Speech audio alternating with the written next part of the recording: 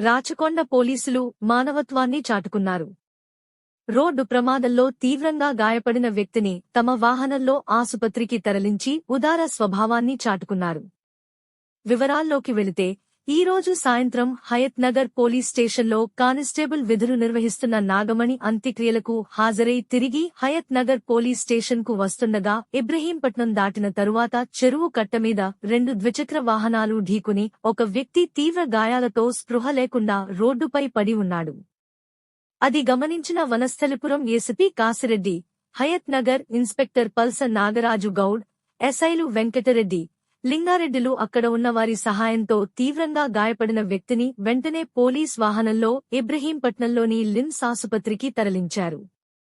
అదేవిధంగా క్షతగాత్రునికి మెరుగైన వైద్యం అందించాలని హాస్పిటల్ యాజమాన్యంతో మాట్లాడి విజ్ఞప్తి చేశారు. రాచకొండ పోలీసులు చూపిన మానవత్వానికి అందరూ సెల్యూట్ చేస్తున్నారు.